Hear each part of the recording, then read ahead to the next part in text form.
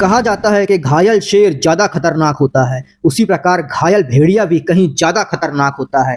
यही हुआ। शासन प्रशासन, उत्तर प्रदेश पुलिस और उत्तर प्रदेश वन विभाग को ये लग रहा था कि 5 भेड़ियों को पकड़ने के बाद भेड़ियों का आतंक कम हो जाएगा, लेकिन भेड़िया बुल्फ अटैक कम होने के नाम ही नहीं ले रहे। एक और हमला हो गया है भेड़िए का। जी हाँ, बहराइच से सटे खैरी घाट के रायपुर कोरियन टेपरा गांव में 50 साल की पुष्पा देवी अपने परिवार के साथ ही रहती है और बुधवार की रात वह घर के बरामदे में सो रही थी।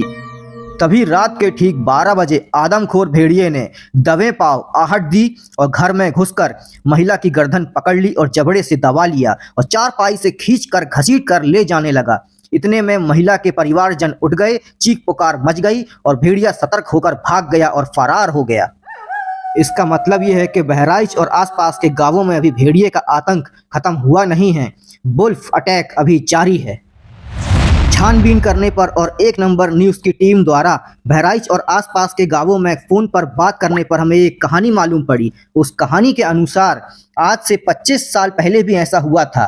ठीक 25 साल पहले उत्तर प्रदेश के जौनपुर और प्रतापगढ़ इलाके में कछार में भेड़ियों ने हमले करके 30 से 40 बच्चों की जान ले ली थी। जांच में पता चला कि कुछ बच्चों ने भेड़िए की मांद में घुसकर उनके 2 बच्चों को गलती से मार दिया था। उसी वक्त भेड़िए आदमखोर हो गए और बच्चों की जान लेने लगे। बाद में उन आदमखोर भेड़ियों को गोली मारनी पड़ गई।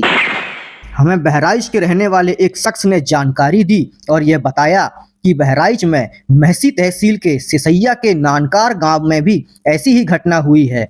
उन्होंने बताया कि इसी साल 2024 में मार्च के पहले ही हफ्ते में भेड़िए के एक बच्चे की मौत हो गई थी। कुछ बच्चे खेत में खेल रहे थे और भेड़िए की मांद में घुस गए और खेल खेल में उनसे भेड़िए का बच्चा मर गया। साइज में वह छोटा था।